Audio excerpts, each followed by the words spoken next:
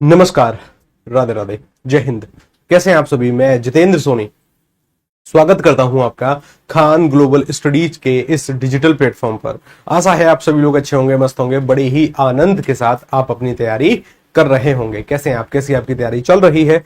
Comment के माध्यम से आप हमें बता सकते हैं। साथ के साथ आपको अपनी सेहत स्वास्थ्य दोनों के बारे में जानकारी देनी है साहब कि आपकी सेहत कैसी है और आपका स्वास्थ्य कैसा है, आप कैसे हैं, आपकी तैयारी कैसी चल रही है, इसके बारे में आप हमें जरूर बताएंगे। जी हाँ, आप सभी लोग स्वस्थ हैं? ठीक है आप सभी लोग? चलिए साहब, आज है 80वां लेक्चर, अपना 80वां लेक्चर है। 80 लेक्चर के बाद मुश्किल से 20 लेक्चर आपके और होंगे जिसमें हम साहित्य को कवर करेंगे, जिसमें हम साहित्य पढ़ेंगे। उसके बाद समानता कुछ प्रैक्टिस क्वेश्चन या फिर कुछ प्रैक्टिस होगी। प्रैक्टिस के बाद की स्थिति यह है कि फिर हमें सारी की सारी चीजें देखनी है। बहुत अच्छी बात है। हमारे साथ शैलेंद्र जी हैं, सुनील जी भी हमारे साथ हैं, नेहा जी हैं, दीक्षा जी हैं और हमारे साथ शिवम जी हैं, किरण जी भी हमारे साथ आ चुकी हैं, रूबी जी हमारे साथ हैं। आप सभी का तहे दिल से स्वागत है, आप सभी का तहे दिल से अभिनंदन है। आप सभी लोग स्वस्थ रहिए, ठीक रहिए, मस्त रहिए, आनंद में रहिए। अच्छी बात है। वर्मा जी भी हमारे साथ आ चुके हैं। चलिए साहब स्टार्ट करें। वैसे आज सैटरडे है और सैटरडे वाले दिन ना समानता मॉक टेस्ट होता है, लेकिन आज इस टॉपिक को खत्म करते हैं। ठीक है ना, आज इस टॉपिक को खत्म करते हैं। कुछ चीजें जो हमें याद करनी है, कुछ चीजें जो हमें देखनी है, उनको देख के फिर इस टॉपिक को निपटाने का प्रयास करते हैं, हिंदी भाषा के विकास को। ठीक है ना, कुछ लिपियों के बारे में जान लेंगे, कुछ अलग अलग देश की भाषाओं के बारे में जान लेंगे, कुछ संस्थानों के बारे में जान लेंगे, फिर सीधे आएंगे फिर साहित्य की तरफ। ठीक है ना, चलिए बहुत अच्छी बात है। मैं उम्मीद कर सकता हूं कि आप सभी लोग ठीक हैं घर पर अपने। ठीक है, बहुत अच्छी। चलिए क्लासेस की शुरुआत करते हैं। और क्लासेस की शुरुआत करते समय एक सवाल जो कि हमेशा थोड़ा सा इंपॉर्टेंट होता है।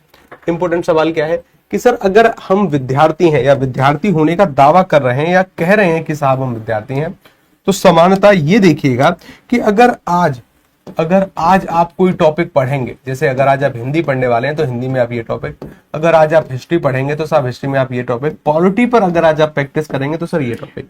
समानतः ये जो टॉपिक हैं आपके 8 से 9 घंटे के अगर हैं, बहुत अच्छी बात है। नहीं है तो बनाइए। ठीक है ना, अगर ये टॉपिक 8 से 9 घंटे के नहीं है आपके तो बनाने का प्रयास करिएगा। सर जी आप कैसे हैं? मैं अच्छा हूं। नेहा जी, सनी जी भी हमारे साथ हैं, हर्षित जी भी हमारे साथ हैं, बाकी सभी का तहे दिल से स्वागत है। हर हर महादेव। अभी तक टाइटल नहीं हुए हैं सर रिकॉर्डेड वाले बच्चों को कि भविष्य। अरे भाई साहब, मतलब एक टाइटल चेंज नहीं हुआ तो रिकॉर्डेड वाले बच्चों के साथ खिलवाड़ है? कैसी बात कर दिया आपने कि मानकर चलिए कि अगर कोई टॉपिक हमारे कंप्यूटर जी के द्वारा डाल दिया गया कि मानकर चलिए ये विशेषण टॉपिक है। ठीक है ना, जैसे मानकर चलिए ये विशेषण टॉपिक है और विशेषण टॉपिक के द्वारा समानता जैसे अभी विशेषण शुरू नहीं होना है, जैसे सर्वनाम में एक आध क्लास और बची है तो उस क्लास में सर्वनाम पढ़ा दिया गया, तो ये भविष्य के साथ खिलवाड़ नहीं है। हाँ, ये चीज नहीं होनी चाहिए। ऐसी हम टीम से बातचीत करते हैं। टीम भी एक बार ना अगर मेरी बात सुन रही होगी तो वह समानता वीडियो को देखकर उनका टाइटल भी बदलने का प्रयास कर सकती है। ठीक है ना, अच्छी बात है। ठीक है ना, ठीक, अच्छी बात है। अब देखो ये कोई ये खिलवाड़ थोड़ी ना होता है, ये बड़े खतरनाक लोग हो भाई आप।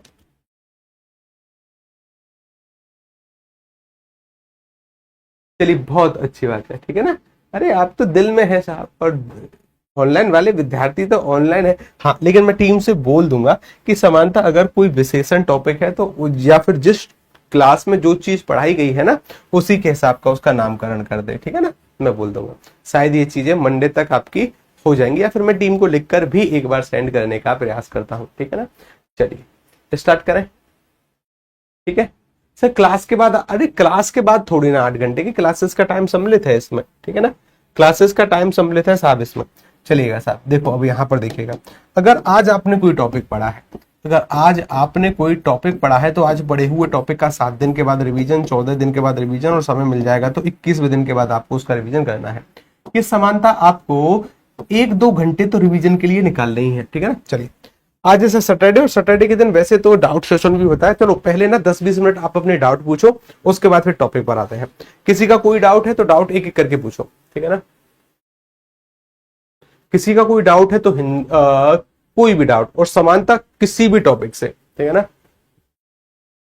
सर जी आप हंसते हुए छोटे बच्चे की तरह लगते हैं, हंसते हुए छोटे बच्चे की तरह लगते हैं। तो भाई साहब बच्चे ही तो हैं हम, अभी कौन से ज्यादा बड़े हो गए। अब देखो अगर आप हमारे माता पिता से पूछने का प्रयास करोगे तो वो तो कहेंगे अरे मेरा ही तो बच्चा है, मेरा ही तो लाला है, ऐसे ही बोलेंगे। ठीक है ना, तो साहब आप बच्चे ही हैं, हम कब से बड़े हो गए, और हम अपने आप को जिस दिन बड़ा मानने लग गए उस दिन तो समानता गर्त की स्थिति है, ठीक है ना। चलिए एक एक करके डाउट पूछेगा जरा, हाँ एक एक करके आप क्या पूछेंगे साहब, अपने डाउट पूछेंगे, ठीक है ना। क्या पूछेंगे जी, डाउट पूछो। चलो प्रणाम सर, टेस्ट करवा दीजिए, टेस्ट करा दे, नहीं पहले इस टॉपिक को खत्म कर देते हैं, ठीक है ना। पहले इस टॉपिक को खत्म कर देते हैं, एक एक करके डाउट पूछे। सर जी पर्यायवाची शब्द याद नहीं होता है, शिवम जी कह रहे हैं कि सर सिनोनिम्स जो है ना पर्यायवाची शब्द, वो सर याद करना बहुत मुश्किल भरी बात है। समानता ना उन शब्दों को समझने का प्रयास करिएगा। कुछ शब्द देखो, ये शब्द सभी पढ़ते हैं, हमें भी पढ़ने हैं, लेकिन शब्दों को समझना, वो जो शुरुआत की क्लास कराई है ना पर्यायवाची की, थोड़ी सी इंपोर्टेंट है, और उन इंपोर्टेंट क्लासेस में पर्यायवाची को हमने समझना सीखा है। उपपद पर पकड़ बनाइए और ये मानना बंद करिए कि सर जी मैं कर नहीं सकता, कर सकते हैं आप, ठीक है ना।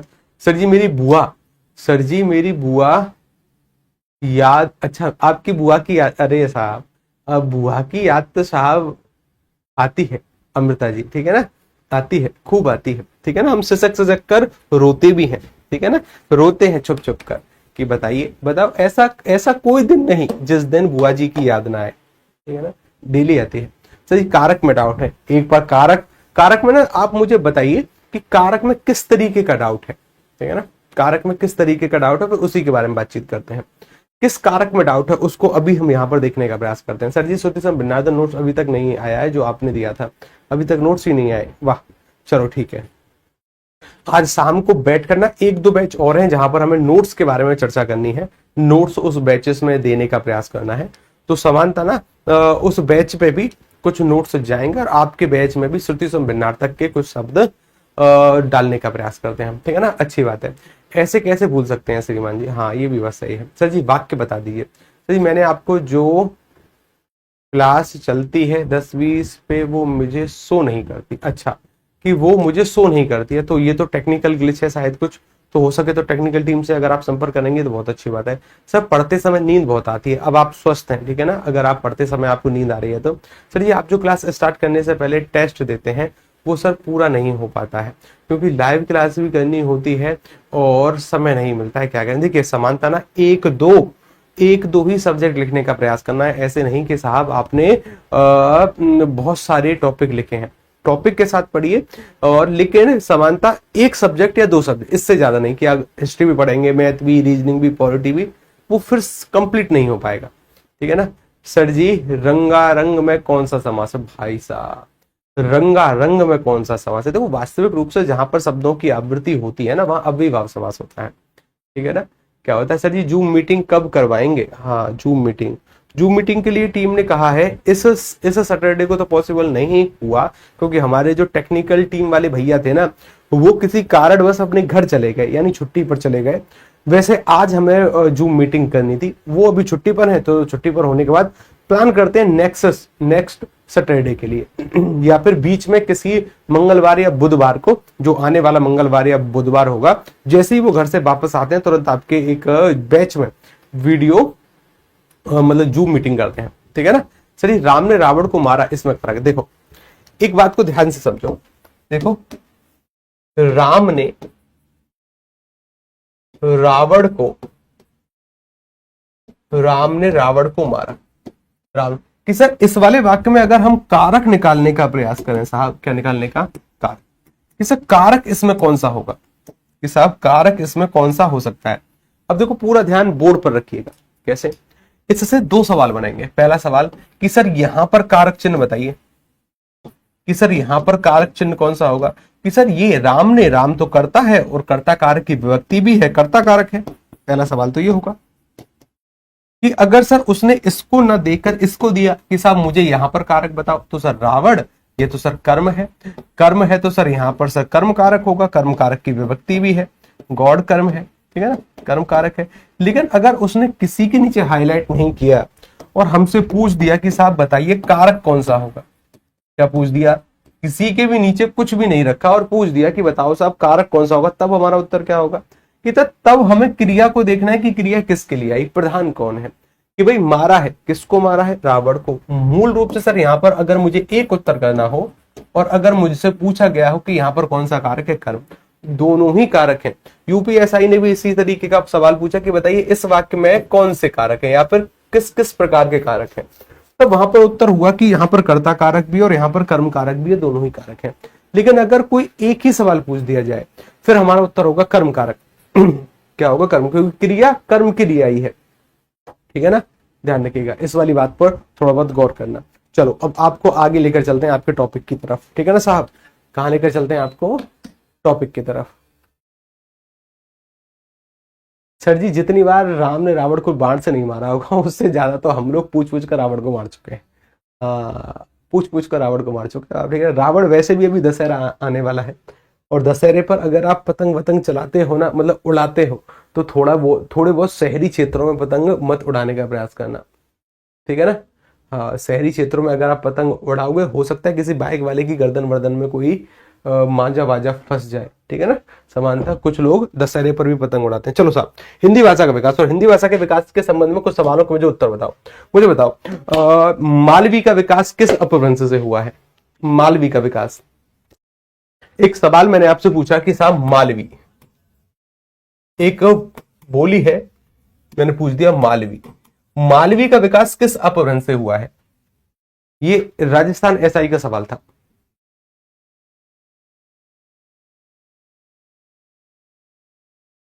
चलिए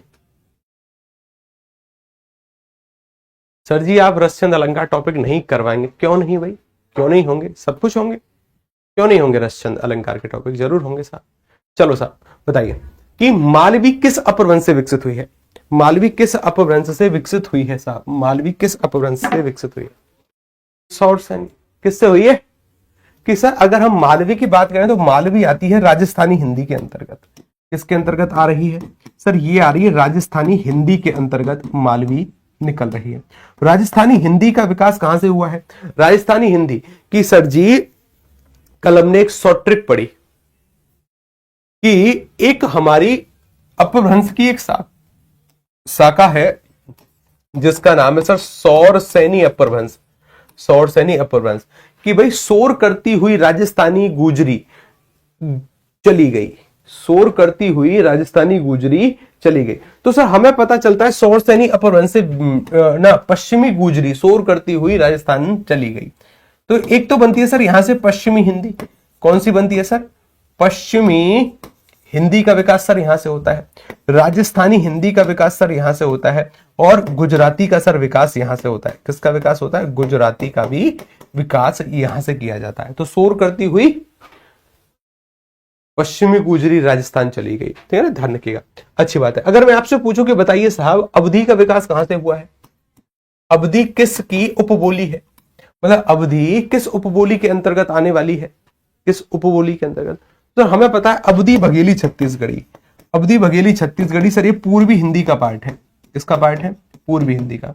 पूर्वी हिंदी के अंदर, और पूर्वी हिंदी का विकास अर्ध मागधी अपभ्रंश से हुआ है। ध्यान रखिएगा ये अर्ध मागधी है। ठीक है ना, अर्ध मागधी अपभ्रंश है, अर्ध मागधी। अच्छा एक और होती है जिसे केवल मागधी अपभ्रंश कहते हैं। क्या कहते हैं? मागधी अपभ्रंश। ये अर्ध मागधी है।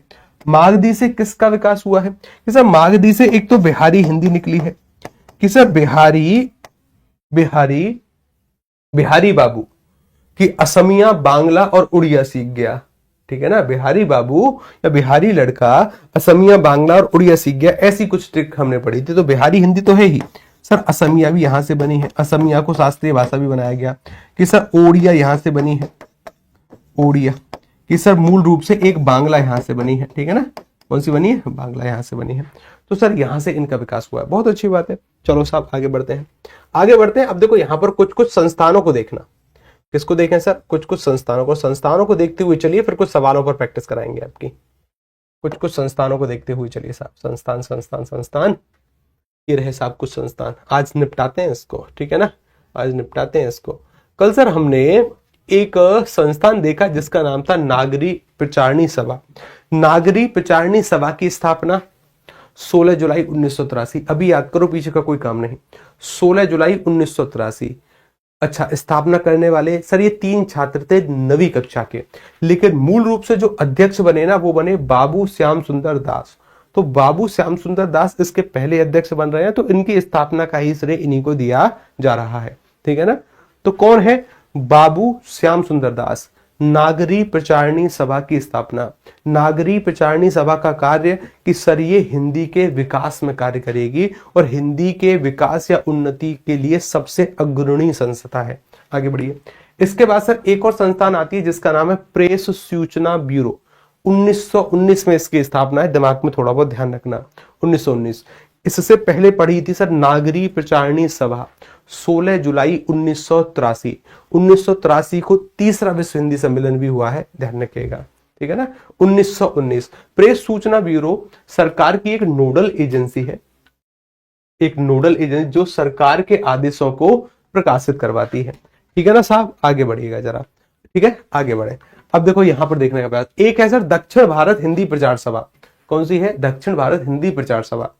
इसके बारे में कुछ और बातें हमें सब समझनी है। यूपीएसआई इसका मुख्यालय हमसे पूछ चुका है। देखो, सभा के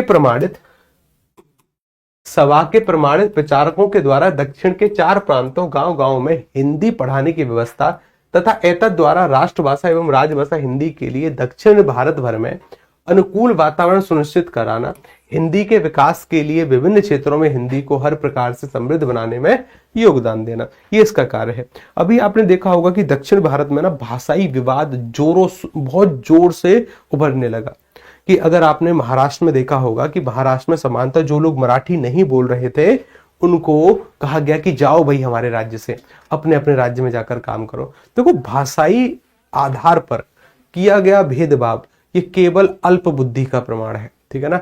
चाहे वो किसी भी जगह हो, भाषा से प्रेम करना अच्छी बात है, हम भी हमारी भाषा से प्रेम करते हैं, लेकिन जितना प्रेम हमें हिंदी से है उतना ही प्रेम हमें तेलुगु से भी है। और बशर्ते, मेरा व्यक्तिगत मत है कि अगर मुझे हिंदी आती है तो मेरा नेक्स्ट टारगेट है कि मुझे तेलुगु भी आए। ठीक है ना। भाषा सीखनी चाहिए जितनी हो सके उतनी, और मैं सीखूंगा। ठीक है ना। हम सभी का कार्य है। जैसे देखो, मानकर चलो अगर कोई नॉर्थ इंडिया का व्यक्ति या फिर आप ही अपने सिलेक्शन के बाद केरल घूमने गए, केरल में मलयालम चलती है, इंग्लिश चलती है। अगर आप केरल घूमने गए, केरल में जाते समय किसी ऑटो वाले से आप बातचीत कर रहे हैं, अब देखो ना तो आपको इंग्लिश आती है ना आपको मलयालम, तो आपको तो केवल हिंदी आती है, तो समानता वहां दिक्कत होगी। सोचकर देखो, अगर वह ऑटो वाला भी आपसे हिंदी में ही बातचीत करे कि अरे भैया बताओ कहाँ जाओगे, तो आपका मन ना गदगद होगा कि अरे वाह, केरल में हिंदी, मुझसे कोई कोई तो मिला जो मुझसे हिंदी में बातचीत कर रहा हो। तो सोचो उसको कितनी खुशी की अनुभूति होगी। समानता ये जो ऑटो चालक वाले भैया है ना, उनको भाषाएं आती हैं, वो अगर आप जाओगे वहां पर किसी टूरिस्ट प्लेस पर तो वो आपसे हिंदी में भी बातचीत कर लेंगे। ऐसा हम क्यों नहीं कर पाते?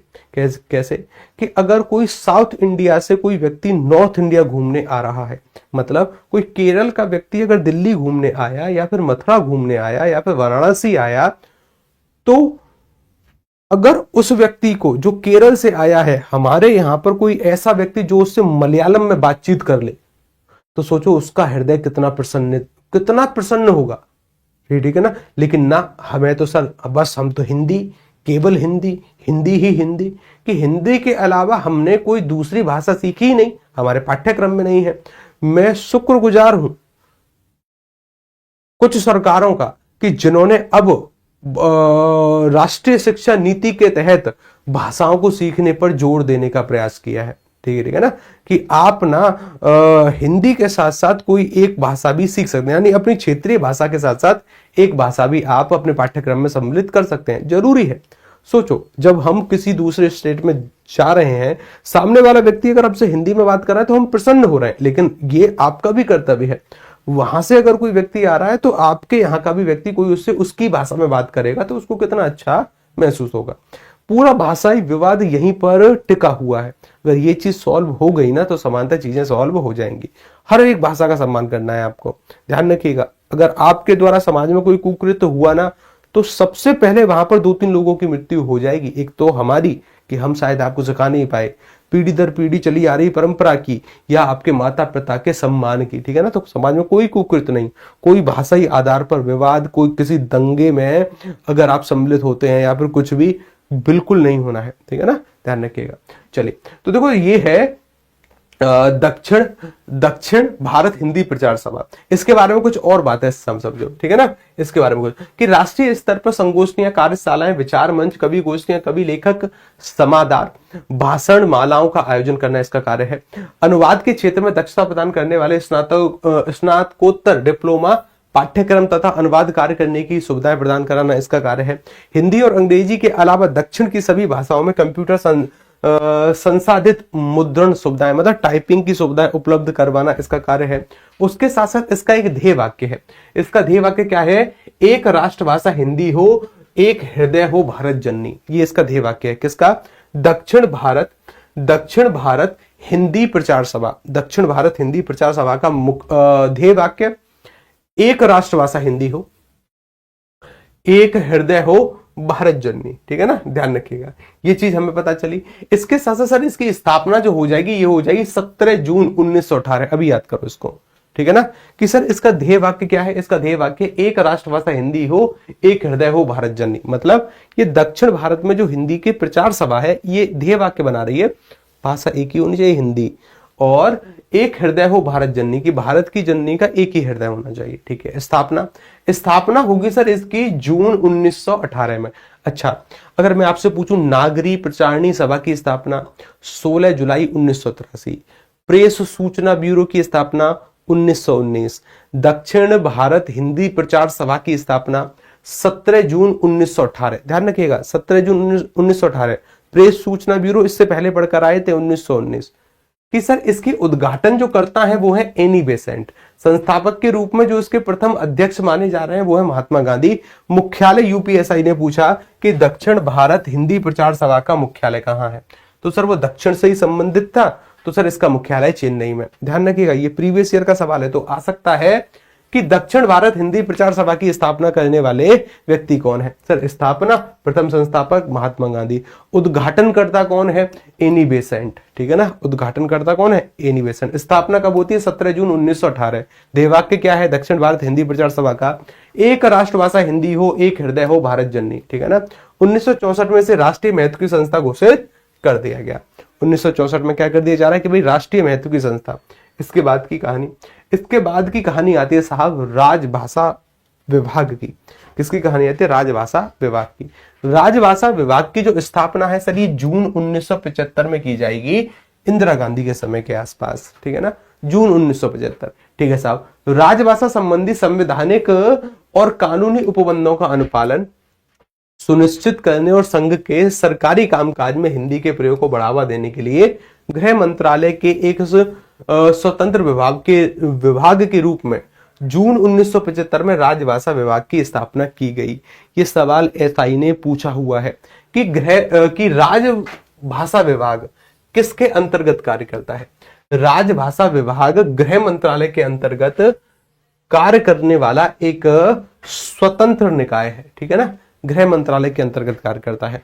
राजभाषा विभाग गृह मंत्रालय, स्थापना जून 1975। देखो 3-4 स्थापनाएं पढ़ी हैं हमने, पूरा ध्यान बोर्ड पर, ठीक है ना, और केवल सुनने पर ध्यान लगाओ। नागरी प्रचारणी सभा 16 जुलाई 1983 को स्थापना, प्रेस सूचना ब्यूरो 1919 में स्थापना, उसके बाद दक्षिण भारत हिंदी प्रचार सभा, उसकी स्थापना बताने वाले को मेरी तरफ से एक चॉकलेट। बताओ जरा कि दक्षिण भारत हिंदी प्रचार सभा की स्थापना कब हो रही है? सर जी एग्जाम कब तक होगा इसका?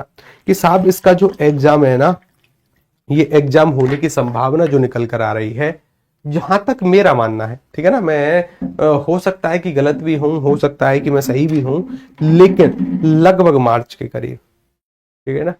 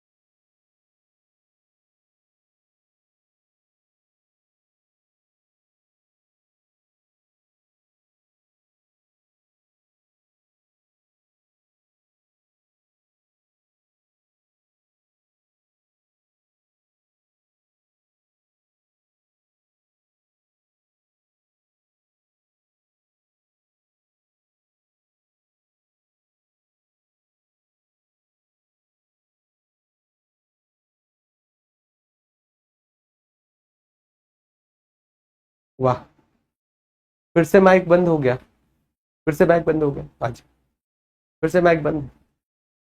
जब जब मैं पानी पीने का प्रयास करता हूं ना, तब तब कुछ ना कुछ दिक्कत हो ही जाती है, ठीक है ना। क्योंकि पानी पीने पर जो गुड़ुक गुड़ुक की आवाज, अब आप सुनो गुड़ुक गुड़ुक की आवाज, ठीक है ना।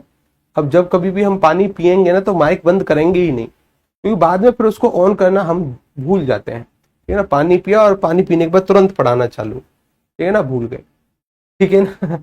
अब ये स्थिति होगी। अब जब हम पानी पियेंगे ना, तो आप गुड़ुक गुड़ुक की आवाज सुनना, ताकि आपका जो माइक है ना, वो समानता बंद का बंद रह भी ना पावे, ठीक है ना। ध्यान रखिएगा। आगे चलो, देखो यहाँ पर कुछ बातें समझने का प्रयास करो, यहाँ पर कुछ बातें समझने का प्रयास करो, ठीक है ना। यहाँ पर कुछ बातें समझने का प्रयास करो। अब तो सुनना आप गुड़ुक गुड़ुक की आवाज, ठीक है। चलिए, हम नहीं चाहते कि आप गुड़ुक गुड़ुक की आवाज सुने, और नहीं चाहने के चक्कर में ना, हमारे पास एक सीक्रेट बटन होता है, और ये जो बटन है ना, ये माइक बंद करने का है। हम खुद ही माइक बंद करने का प्रयास करते हैं कभी कभी, जैसे कभी जब छींक आ जाए, या कभी जब या फिर हम पानी पिए, या फिर कुछ और करें, तो समानता ना आप वो आवाज ना सुन पाए, उसके लिए माइक बंद कर दें। देखो, एक सवाल है थोड़ा सा इंपोर्टेंट।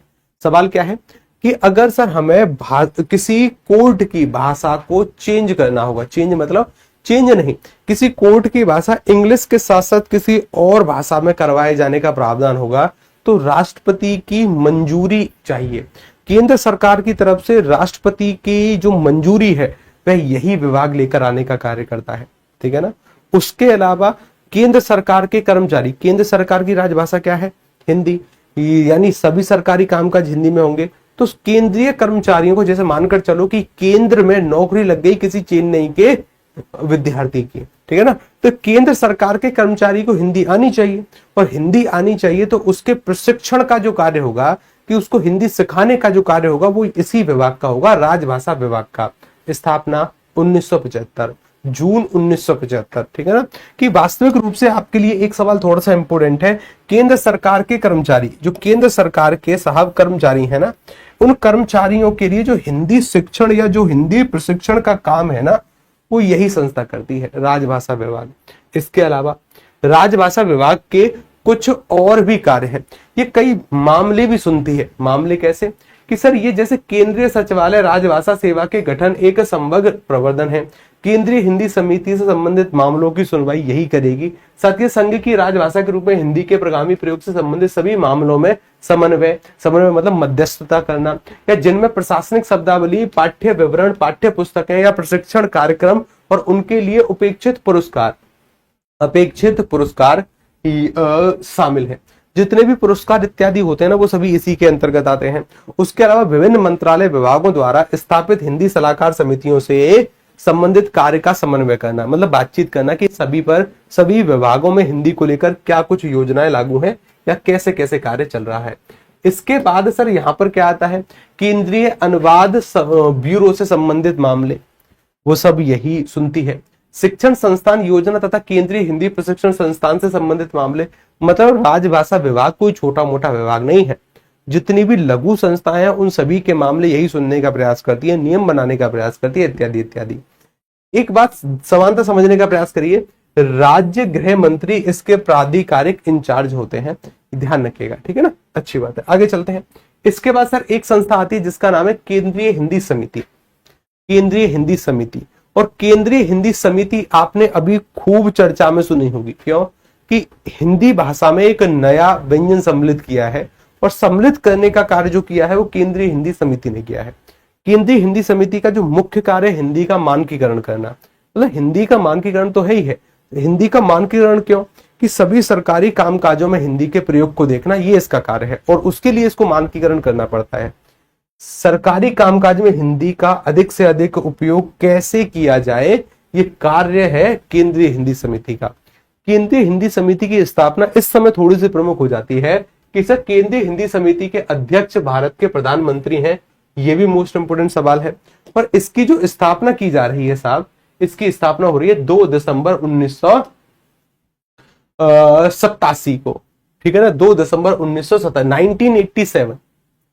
अच्छा, स्थापना बताओ मुझे। नागरी प्रचारणी सभा की स्थापना, नागरी प्रचारणी सभा की स्थापना की सर जी हमें पता है 16 जुलाई 1983। प्रेस सूचना ब्यूरो की स्थापना 1919। दक्षिण भारत हिंदी प्रचार सभा की स्थापना, दक्षिण भारत हिंदी प्रचार सभा की स्थापना 17 जून 1918, 17 जून 1918। उसके बाद अभी एक और संस्था पड़ी, राजभाषा विभाग, राजभाषा विभाग की स्थापना जून 1975, जून 1975। उसके बाद केंद्रीय हिंदी समिति की स्थापना, मैं फिर कह रहा हूं इंपोर्टेंट है, 2 दिसंबर 1987। अच्छी बात है, आगे बढ़िए साहब। उसके बाद की अगर बात करें, फिर आता है सर केंद्रीय अनुवाद ब्यूरो, केंद्रीय हिंदी समिति हो या केंद्रीय अनुवाद ब्यूरो हो, जब यहाँ के कोई मामले होते हैं या फिर यहाँ पर जो कोई केसेस होते हैं या कोई विवाद होते हैं, उनका निपटारा राजभाषा विभाग करता है। स्थापना 1975, जून 1975। कि केंद्रीय अनुवाद ब्यूरो नाम से क्लियर है, ट्रांसलेशन का कार्य करेगा। केंद्रीय अनुवाद ब्यूरो राजभाषा विभाग गृह मंत्रालय के अंतर्गत कार्य करता है। इसका गठन 1 मार्च 1971 को हुआ था और मैं भविष्यवाणी कर रहा हूं कि जल्द से जल्द इस संस्थान को समाप्त भी कर दिया जाएगा। क्यों? क्योंकि सर अब ट्रांसलेशन जैसी कोई चीज बची नहीं। पहले ना अलग अलग कोचिंग संस्थाएं ट्रांसलेटर रखा करती थी। ट्रांसलेटर मतलब एक ऐसे व्यक्ति की जॉब जो समानता चीजों को अनुवादित किया करता था, यानी ट्रांसलेट किया करता था। ठीक है ना? अब सर गूगल ट्रांसलेट है, अब एआई से आप ट्रांसलेट कर सकते हो बड़े अच्छे तरीके से। ठीक है ना? ध्यान रखिएगा। तो अब एआई उस चीज को कर रहा है। क्या कर रहा है? अब एआई उस चीज को कर रहा है। तो सर इसका जो गठन है 1 मार्च 1971 को हुआ था। ठीक है ना? अनुवाद ब्यूरो बहुत जल्दी समाप्त होने वाला है, बहुत जल्दी। या तो विलय होगा या कहीं ना कहीं इसको मर्ज कर दिया, मतलब विलय वही मर्ज होगा। ठीक है ना? ध्यान रखिएगा। इसका उद्देश्य है असंवैधानिक प्रक्रिया साहित्य का अनुवाद करना होता है। ठीक है ना? असंवैधिक प्रक्रिया साहित्य का अनुवाद करना इसका मूल उद्देश्य है। कब स्थापना? 1 मार्च 1971। अच्छा, स्थापना एक बार फिर से बताओ। अच्छा, मुझे बताओ कि अगर मैं आपसे पूछूं दक्षिण भारत हिंदी प्रचार सभा के अध्यक्ष कौन है, कि जो प्रथम अध्यक्ष बने वो कौन बने? प्रथम अध्यक्ष कौन बने? कौन बने? महात्मा गांधी। कौन बने हैं? महात्मा गांधी। बताओ मुझे, कौन बने हैं? महात्मा गांधी।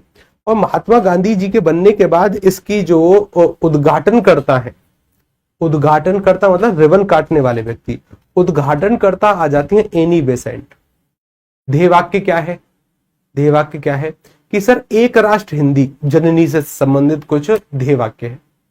अच्छा, इसकी स्थापना केंद्रीय की सर दक्षिण भारत हिंदी प्रचार सभा की स्थापना, दक्षिण भारत हिंदी प्रचार सभा की स्थापना कब होगी?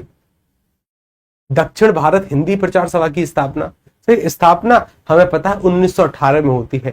डेट बताओ, डेट बताओ सभी लोग कि कौन सा महीना है। ठीक है ना? अच्छी बात है। इसके बाद की कहानी, इसके बाद की कहानी सर जो निकल कर आ रही है वो आ रही है साहित्य अकादमी की। अब देखो कुछ कुछ बातों को यहां पर ध्यान से समझो। साहित्य अकादमी, साहित्य अकादमी जो है ना ये पुरस्कार भी प्रदान करती है अलग अलग क्षेत्र में, बच्चों के लिए भी, वयस्कों के लिए भी, इत्यादि इत्यादि। साहित्य में पढ़ेंगे इसको। किसमें पढ़ेंगे? साहित्य में। केंद्रीय मतलब साहित्य अकादमी, साहित्य अकादमी जो है ना ये यहां पर आती है मानव संसाधन विकास मंत्रालय के अधीन। ये संस्था है, किसके अंतर्गत आती है?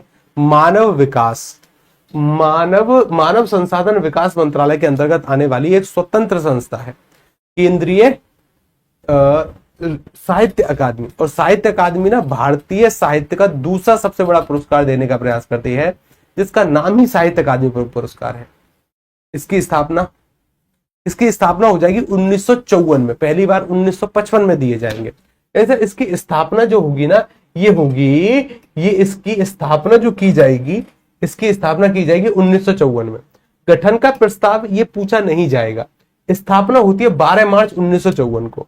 इसके जो प्रथम अध्यक्ष बनते हैं, पीएम बनते हैं जवाहरलाल नेहरू। प्रथम उपाध्यक्ष बनते हैं डॉक्टर सर्वपल्ली राधाकृष्णन। ध्यान रखो, साहित्य अकादमी की स्थापना 12 मार्च 1954, 12 मार्च 1954। अगर मैं आपसे पूछूं कि भाई इससे पहले हम एक और संस्था पढ़कर आए जिसका नाम था केंद्रीय अनुवाद ब्यूरो, इसकी स्थापना 1 मार्च 1971, 1 मार्च 1971 अनुवाद ब्यूरो, अनुवाद करेंगे 71 में। उसके बाद सर साहित्य अकादमी पुरस्कार देना शुरू हो गया था सर हमारा कब से? 1954, 12 मार्च 1954। लेकिन पहली बार जो पुरस्कार दिए गए सर वो दिए गए 1955 को। पहली बार जो साहित्य अकादमी पुरस्कार देंगे ना हम, वो देंगे राम विलास शर्मा जी को। आगे चलकर पढ़ोगे आप, ठीक है ना? अच्छी बात है। आगे बढ़िएगा साहब। इसके पहले अध्यक्ष जवाहरलाल नेहरू, प्रथम उपाध्यक्ष सर्वपल्ली राधाकृष्णन जी, डॉक्टर सर्वपल्ली राधाकृष्णन। उसके बाद ना देखो, साहित्य अकादमी से 2 पत्रिकाएं निकलती हैं और दोनों पत्रिकाएं इंपॉर्टेंट है। पहली पत्रिका का नाम है सर हिंदी। क्या है? हिंदी। पहली पत्रिका का नाम क्या है? हिंदी की एक पत्रिका है जिसका नाम है समकालीन भारतीय साहित्य। अंग्रेजी की एक पत्रिका निकलती है इंडियन लिटरेचर। क्या निकलती है? इंडियन लिटरेचर, ये इंग्लिश की पत्रिका है। हिंदी की पत्रिका का नाम क्या है? समकालीन भारतीय साहित्य। ठीक है ना। साहित्य अकादमी 24 भाषाओं में प्रत्येक के लिए 1-1 लाख रुपए की वार्षिक उपराशि देने का प्रदान करता है। यानी ये प्रत्येक वर्ष जारी होता है। जारी होने के साथ साथ 24 भाषाओं में प्रदान करते हैं। 22 तो संविधान की 8वीं अनुसूची की भाषाएं हैं, 2 और हैं। एक जो भाषा निकल कर आती है वो इंग्लिश में भी प्रदान करते हैं और एक जो भाषा है वो राजस्थानी में भी प्रदान करते हैं। कुल मिलाकर 24 भाषाओं में ये पुरस्कार दिया जा रहा है। ठीक है ना। 1 लाख रुपए की उपराशि मिलती है, दूसरा सबसे बड़ा पुरस्कार है। लेकिन इससे 2 पत्रिकाएं निकलती हैं, एक तो हिंदी की, एक इंग्लिश की। हिंदी की पत्रिका का नाम है समकालीन भारतीय साहित्य, अंग्रेजी की का है इंडियन लिटरेचर। ध्यान रखिए। अगला सवाल मैं अगर आपसे पूछूं, एक है नेशनल बुक ट्रस्ट। क्या नाम है? National book trust. और ये ऐसी संस्थाएं जिनमें सरकारी जॉब खूब आती हैं लेकिन किसी को पता नहीं होता। आती तो बहुत कम है, मतलब 1, 2, 4, 5 ऐसी वैकेंसी आती हैं लेकिन आती हैं, जल्दी लगने वाली जॉब है। ठीक है ना। National book trust. और नेशनल बुक ट्रस्ट का एक ही कार्य है, बुकों को जितना कम हो सके उतने कम कीमत पर आम जनता के लिए उपलब्ध कराना। ये इसका कार्य है नेशनल बुक ट्रस्ट का, कि कम कीमत पर बुक उपलब्ध कराना। ये इसका कार्य है। इसका जो गठन होगा 1957 में होगा, 1 अगस्त 1957। कार्य क्या है इसका? इसे कम कीमत पर किताबें मुहैया करवाना। सर मेरा भाई ना आरओ यारो निकाला, ना यूपी पुलिस निकला, मुझे सब ताना मारते भाई मेरा ना। अच्छा एक बात बताओ मुझे, आप में से कितने व्यक्ति हैं जो आरओ एआरओ की परीक्षा में सम्मिलित हुए थे? आप में से ऐसे कितने व्यक्ति हैं जो आरओ एआरओ की परीक्षा में सम्मिलित हुए थे? इन संस्थाओं को थोड़ा बहुत ध्यान से देखने का प्रयास करना। एक बार मैं फटाफट से रिवीजन भी करवाने का प्रयास करता हूं। पहले बताओ कि आरओ एआरओ की परीक्षा में कितने लोग सम्मिलित हुए हैं?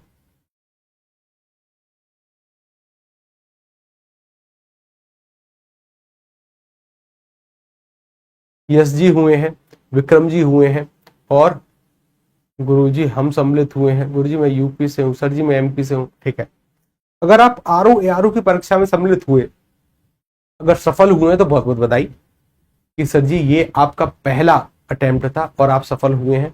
और पहले के बाद अब दूसरा जो चरण है वो केवल हिंदी पर टिका हुआ है, मतलब वहां पर जीएस भी है लेकिन उससे ज्यादा हिंदी मायने रखती है। जीएस 120 अंक की है शायद, ठीक है ना, और हिंदी 280। ठीक है। अगर आप असफल हुए हैं या कट ऑफ क्लियर नहीं हुई है आपसे, या फिर लिस्ट में आपका नाम नहीं है, परेशान बिल्कुल नहीं होना है। ठीक है ना। क्यों? क्योंकि समानता होता वही है जो आपके लिए अच्छा है। ठीक है ना। असफलता केवल एक चीज दिखाने का प्रयास करती है, क्या?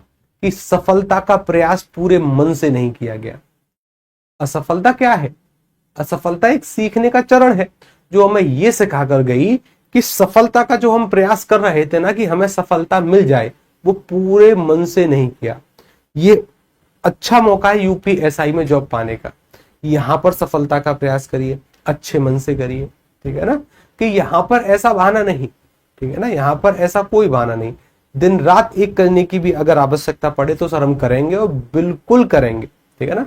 अभी के लिए जो 9-10 घंटे के टारगेट लिख रहे हैं, जरूरत पड़ी तो सर इसको परीक्षा के समय पर 10 घंटे भी और 11 घंटे भी और 12 घंटे भी करने का हम प्रयास करेंगे। लेकिन पहले कम से कम ये जो अभी 9 घंटे के टारगेट लिख रहे हैं ये तो कवर हो। पहले अभी तो कम से कम हम 9 घंटे पढ़े। ठीक है ना। ये स्थिति होनी चाहिए। पहले आप कम से कम 9 घंटे निकालिए लाइब्रेरी में, बैठने की आदत डालो। शुरुआत में कुछ दिन मन लगेगा नहीं, बिल्कुल भी नहीं लगेगा। तो समानता अपने पास ना कुछ या फिर भरोसा रखना कि हाँ समानता ऐसे ही होता है। शुरुआत में कुछ दिन मन लगता ही नहीं, मन करेगा चल घर, चल रूम पर, चल घर चल, नहीं आना है, ठीक है ना, नहीं आना, बस बैठकर पढ़ना है वहीं 9-10 घंटे, ठीक है ना, अच्छी बात है। ठीक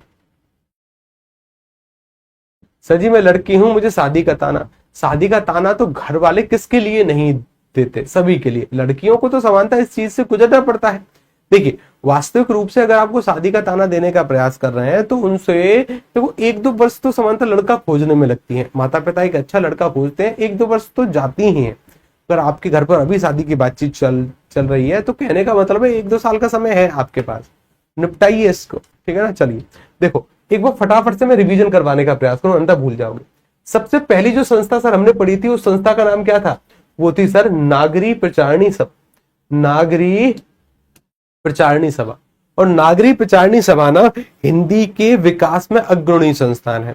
इसकी स्थापना सर हमें याद रखनी है कि सर इसकी स्थापना हो रही है 16 जुलाई 1983 को। कब हो रही है? 16 जुलाई 1983। इसके अध्यक्ष के रूप में कौन जाने गए हैं सर? बाबू श्याम सुंदर दास इसके संस्थापक, इसके अध्यक्ष भी रहे, पहले अध्यक्ष। हालांकि 3 विद्यार्थी थे। इसके बाद सर प्रेस सूचना ब्यूरो, प्रेस सूचना ब्यूरो यानी जितनी भी प्रेस से संबंधित कार्य होंगे वो सभी इसी के अंतर्गत आएंगे, 1919। उसके बाद कि सर दक्षिण भारत हिंदी प्रचार सभा, इसकी स्थापना अभी पढ़ेंगे सर 1918 में होगी। लेकिन पहले ध्येय रखना कि दक्षिण भारत में हिंदी के प्रचार प्रसार को बढ़ावा देना ये इसका मूल कार्य होगा। ये बात हमें ध्यान रखनी है कि सर जी इसका एक ध्येय वाक्य निकल कर आएगा कि सर एक राष्ट्रभाषा हिंदी हो, एक हृदय भारत जननी, एक हृदय हो भारत जननी, ये इसका ध्येय वाक्य है। इस ध्येय वाक्य के साथ समानता और देखने का प्रयास करिए। इसकी जो स्थापना होती है 17 जून 1918 में, फिर कह रहा हूं इंपोर्टेंट है, इसकी स्थापना 17 जून 1918। पहले जो इसके प्रथम अध्यक्ष बने हैं महात्मा गांधी, और उद्घाटन करने आई थी कौन? एनी बेसेंट जी 1964 में। हालांकि इसको याद मत रखना, कोई बड़ी बात नहीं है, लेकिन स्थापना तो याद रखना कि 1964 में इसे राष्ट्रीय महत्व की संस्था घोषित कर दिया गया, यानी इंपोर्टेंट संस्था। आगे बढ़िए। इसके बाद सर एक संस्थान आता है जिसका नाम है राजभाषा विभाग, और राजभाषा विभाग जितने भी अधीनस्थ विभाग हैं हिंदी भाषा की उन्नति के लिए, उन सभी के मामलों का निपटान करने का इसका कार्य है, ठीक है ना। यानी कि चाहे वो प्रेस सूचना ब्यूरो हो, नेशनल बुक ट्रस्ट हो, इत्यादि इत्यादि, कोई भी केंद्रीय हिंदी संस्थान हो, केंद्रीय हिंदी निदेशालय हो, इसी के अंतर्गत कार्य करता है। इस संस्थान की यानी राजभाषा विभाग की जो स्थापना की जाएगी, ये की जाएगी सर 1975 में। कब की जाएगी? 1975। इसके कार्य सर अलग अलग मामले की सुनवाई करना इत्यादि इत्यादि इसके कार्य हैं, ये बात हमें ध्यान रखनी है। उसके बाद सर है एक केंद्रीय हिंदी समिति। केंद्रीय हिंदी समिति के बारे में हमें यह पता चलता है कि ये ना सरकारी कामकाज में मूल रूप से भाषा के प्रयोग को सुनिश्चित करती है। क्या करती है? अच्छी बात है। केंद्रीय हिंदी समिति के जो अध्यक्ष हैं ये भारत के प्रधानमंत्री होते हैं, ये बात हमें ध्यान रखनी है, ठीक है ना। केंद्रीय हिंदी समिति के अध्यक्ष भारत के प्रधानमंत्री, अच्छी बात है। और सर एक और होते हैं कि सर भारत के गृह मंत्री ना इसके उपाध्यक्ष के रूप में कार्य करते हैं, मतलब अध्यक्ष तो नहीं है, अध्यक्ष के सर्वाधिक समीप है, ठीक है ना। अध्यक्ष कौन होंगे? प्रधानमंत्री। किसके? केंद्रीय हिंदी समिति। मूल कार्य हिंदी का मानकीकरण प्रस्तुत करना। मूल कार्य क्या होगा? हिंदी का मानकीकरण प्रस्तुत करना। आगे बढ़िए कि सर वास्तविक रूप से इसमें 41 सदस्य होते हैं, याद नहीं रखने की आवश्यकता है, लेकिन अगर रखते हो तो घाटा नहीं होगा।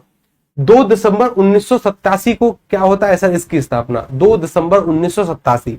अभी बोलो, 2 दिसंबर 1987 स्थापना, ठीक है साहब, स्थापना हो गई। इस स्थापना के बाद की जो आगे की कहानी आती है वो आती है साहब किसकी? वो आती है केंद्रीय अनुवाद ब्यूरो। इसकी जो स्थापना करी जाएगी साहब वो करी जाएगी 1 मार्च 1971 को, ठीक साहब। किसकी? केंद्रीय अनुवाद ब्यूरो की, और इसका कार्य ट्रांसलेशन से संबंधित होगा। उसके बाद की कहानी फिर आती है सर साहित्य अकादमी, और साहित्य अकादमी की स्थापना 12 मार्च 1954, पहली बार 1955 में दिए जाएंगे। इसका मूल कार्य, ये जो संस्थान है ना ये आता है सर मानव संसाधन विकास मंत्रालय के अंतर्गत, ठीक है ना। भारतीय साहित्य का दूसरा सबसे बड़ा पुरस्कार है। प्रथम अध्यक्ष तो रहे हैं जवाहरलाल नेहरू, और डॉक्टर सर्वपल्ली राधाकृष्णन उपाध्यक्ष रहे हैं। अच्छा, मुझे बताइए केंद्रीय हिंदी समिति के अध्यक्ष और उपाध्यक्ष कौन कौन होते हैं? किसे केंद्रीय हिंदी समिति के अध्यक्ष? प्रधानमंत्री। उपाध्यक्ष? गृह मंत्री। उपाध्यक्ष कौन होंगे? गृह मंत्री होंगे। आगे बढ़िए। उसके बाद एक संस्थान आता है नेशनल बुक ट्रस्ट। 1 अगस्त 1957 को इसकी स्थापना होगी, नेशनल बुक ट्रस्ट की। कम कीमत पर अधिक से अधिक किताब मुहैया कराना, यह इसका मूल कार्य होगा। ठीक है ना। केंद्रीय नेशनल बुक ट्रस्ट का सबसे जल्दी जॉब मिलती है ऐसी संस्थानों के अंतर्गत। ठीक है ना।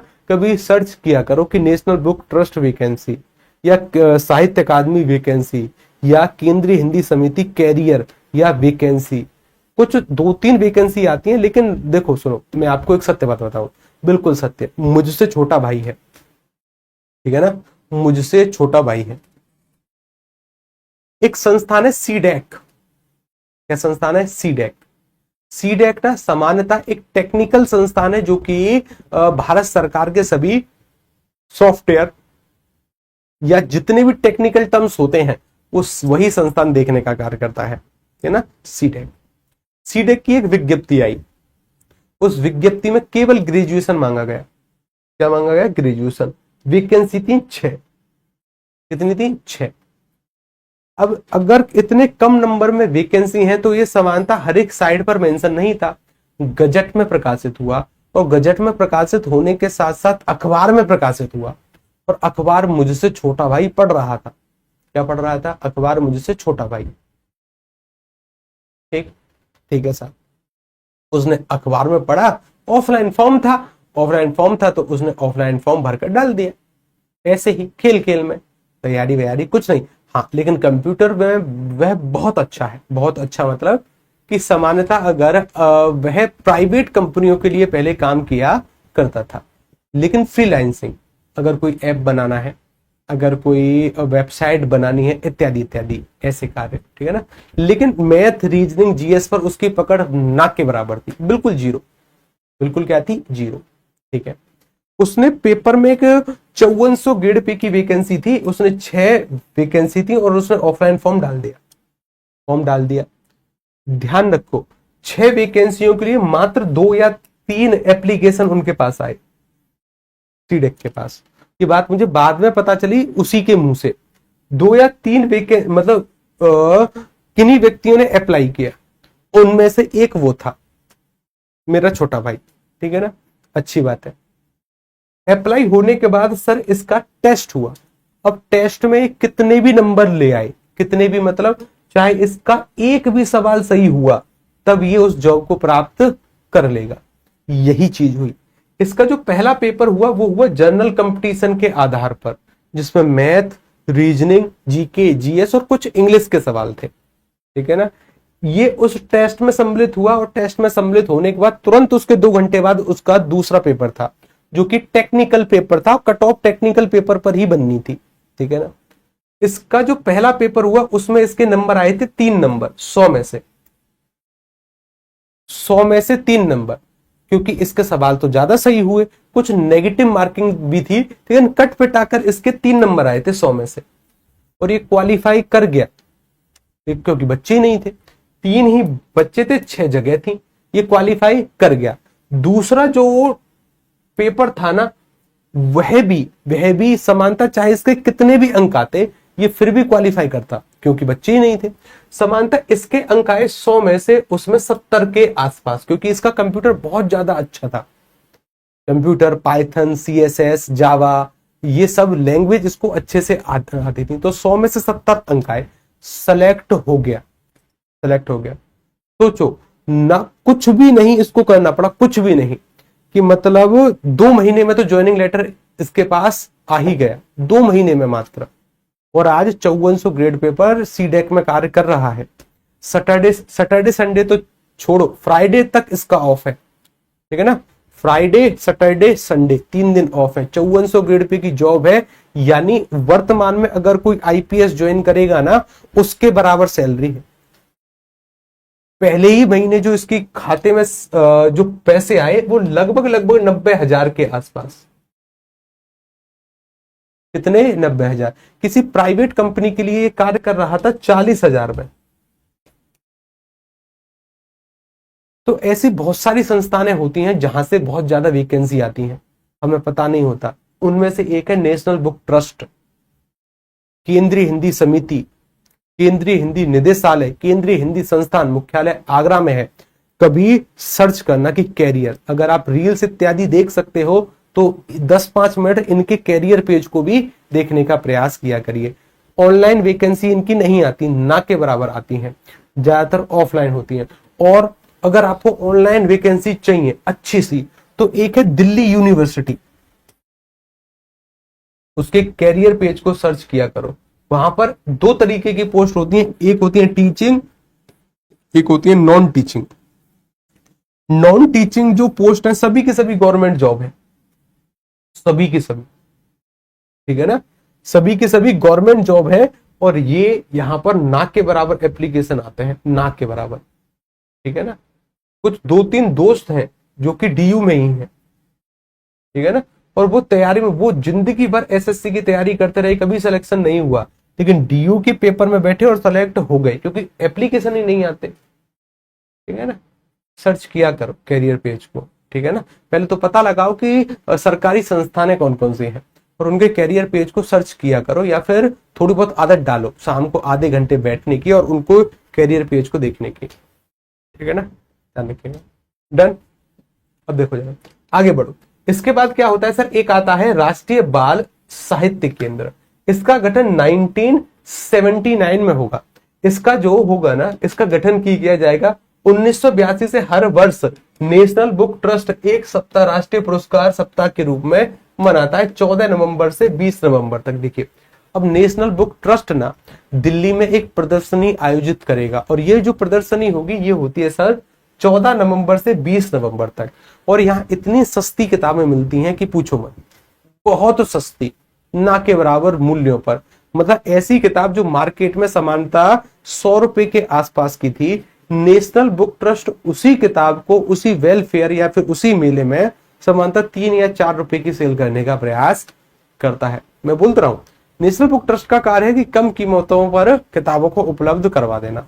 ठीक, आगे बढ़िए। इसके बाद की जो कहानी निकल कर आती है वो आती है सर केंद्रीय हिंदी निदेशालय। और केंद्रीय हिंदी निदेशालय का जो मुख्यालय होगा वो नई दिल्ली में है। एक संस्थान है इसी से मिलता जुलता, जो यूपीएसआई ने अक्सर पूछा है, केंद्रीय हिंदी संस्थान का मुख्यालय कहाँ है। केंद्रीय हिंदी संस्थान का मुख्यालय है आगरा में, और केंद्रीय हिंदी निदेशालय नई दिल्ली में। इसकी जो स्थापना होगी सर ये होगी 1 मार्च 1960 को, केंद्रीय हिंदी निदेशालय। और सर ये जो केंद्रीय हिंदी निदेशालय अनुच्छेद 351 में दिए गए निर्देशों की पूर्ति के लिए है, यानी हिंदी के विकास में ये सभी संस्थानें कार्य कर रही हैं हिंदी के उन्नति के लिए। ठीक साहब। इसके बाद शब्दकोश के द्वारा हिंदी का विकास करना, ये इसका कार्य है।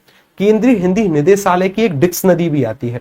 आपके परीक्षा में एक टॉपिक है पारिभाषिक शब्द, और पारिभाषिक शब्द बनाने का कार्य यही संस्थान करती है, ये और केंद्रीय हिंदी संस्थान आगरा दोनों।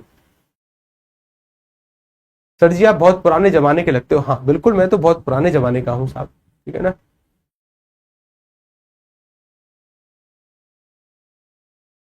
ठीक है ना, मैं बहुत सिर्फ आपका सेवक कमरे हो गया, ठीक है ना, ध्यान रखिएगा, ठीक है जी। चलिए, अच्छी बात है।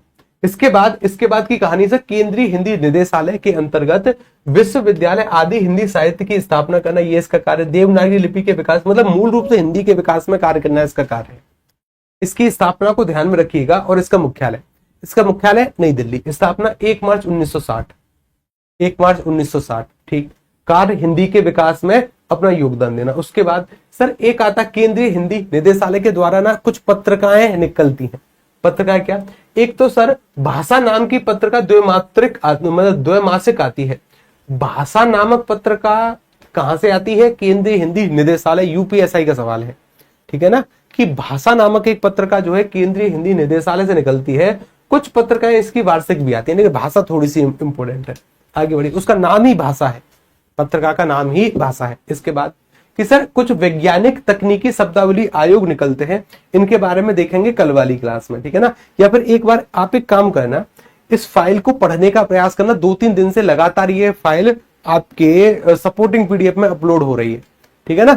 2-3 दिन से लगातार एक बार इसको पढ़ने का प्रयास करना, और पढ़ने के साथ इसके बाद की कहानी फिर कल वाली क्लास में। अभी के लिए एक एक करके डाउट पूछो, ठीक है ना। अभी के लिए एक एक करके डाउट किसी भी टॉपिक से। अगली वाली क्लास में कुछ इसको पढ़ने के बाद सीधा पढ़ेंगे हम कौन सा टॉपिक, रस। क्या पढ़ेंगे, रस पढ़ेंगे, रस छंद अलंकार। मुश्किल से 10 दिन का टॉपिक रहेगा आपका, उसके बाद सीधा साहित्य, ठीक है ना, उसके बाद सीधा साहित्य।